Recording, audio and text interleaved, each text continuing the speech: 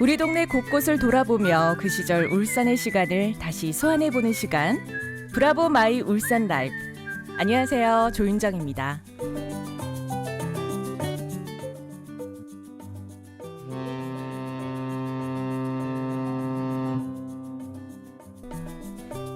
우리나라 경제 발전의 견인차 역할을 톡톡히 해오고 있는 울산의 항만들.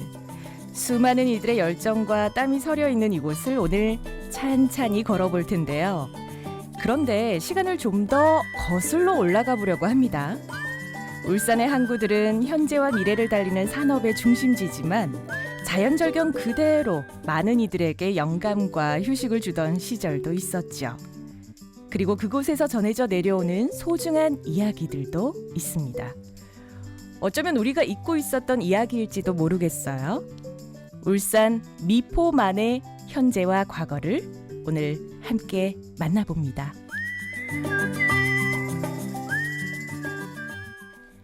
브라보 마이 울산 라이프는 청춘 라디오 제작단과 함께합니다. 오늘은 권영갑 씨와 함께 울산 미포만을 한번 걸어보겠습니다. 안녕하세요. 안녕하세요.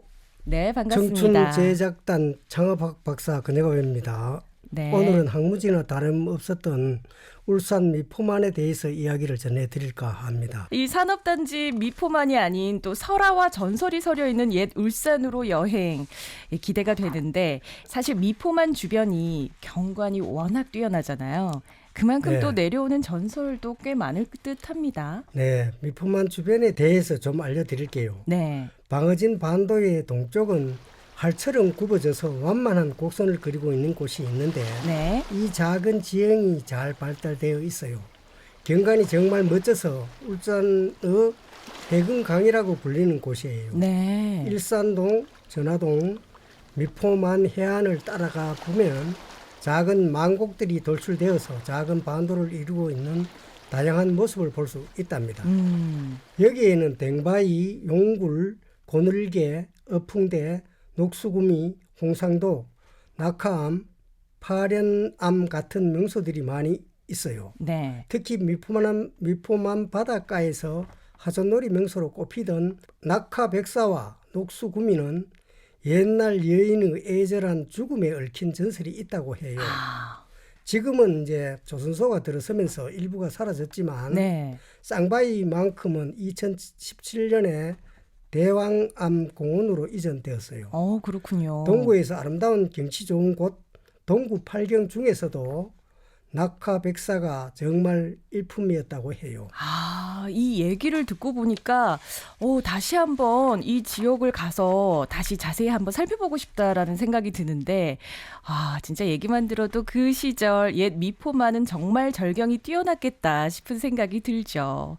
근데 지금만 해도 그 절경은 또 볼 수 없으니까 한편으로는 조금 아쉬운 마음도 드는데요. 이곳을 사랑하던 시민들도 참 많았을 것 같아요.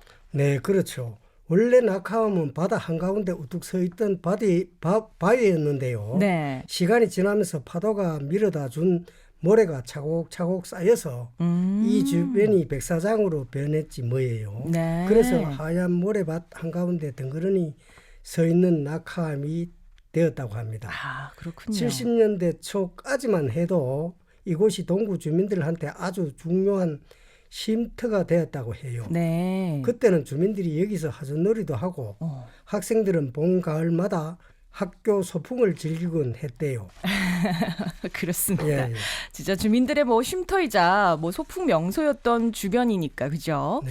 그런데 어느덧 이렇게 산업의 중심지로 변모했습니다.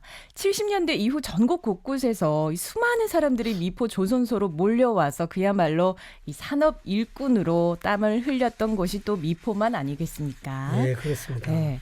권영갑 씨 역시 또 그 중에 한 분이셨는데 그때 그 현장의 얘기도 좀 들려주실까요?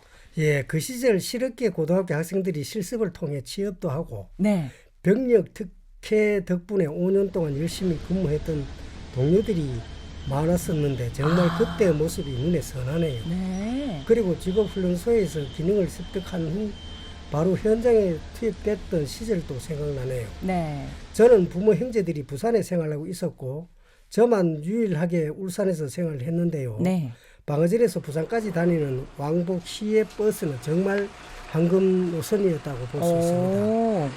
그런데 울산 시내에서 방어진으로 가는 교통은 정말 불편했어요. 그랬군요. 울산 시내에서 방어진으로 가는 버스는 지금 운행하는 마을버스 크기였는데요. 네. 남자 차장이 있었던 적도 있었어요. 아, 그래요? 요금도 시외버스 요금을 받았던 것 같고요. 아. 그래서 회사에서 교통이 불편해서 부산에 가려면 택시를 타야 했는데 네. 택시와 요금 흥정을 하기도 했죠. 교통방송을 듣고 있는 개인 택시 기사님들은 이 얘기를 들으면 고개를 끄덕이실 거예요. 근데 또 울산 시내에서 방어진으로 오가는 버스가 또 그랬다니까. 지금만 해도 교통이 워낙 잘 발달되어 있어서 감은 안 오지만 아우 진짜 말씀해 주신 대로 굉장히 귀하고 또 불편하기도 했을 것 같고 그렇네요. 네, 그렇습니다. 낙함 이야기를 본격적으로 시작해 볼게요, 제가요. 네. 미포만 해안은 정말 멋진 곳입니다. 울산 대교 덕분에 접근성도 좋아졌고 그 풍경은 정말 끝내줍니다. 네. 특히 일출대의 풍경은 환상적이었죠. 그 대왕암 공원에 있는 낙하암에 가보신 분들은 그곳의 아름다움을 잘 아실 거예요. 네. 바다와 어우러진 풍경이 정말 장관입니다. 그렇죠. 낙하암은 단순히 아름다운 장소일 뿐만 아니라 역사적으로도 매우 의미가 깊은 곳입니다. 그곳에 가시면 아, 여기가 그 낙하암이구나 하고 감탄하실 겁니다. 이렇게 또 낙화암에 대해 다양한 얘기가 전해지고 있다고 그러는데요.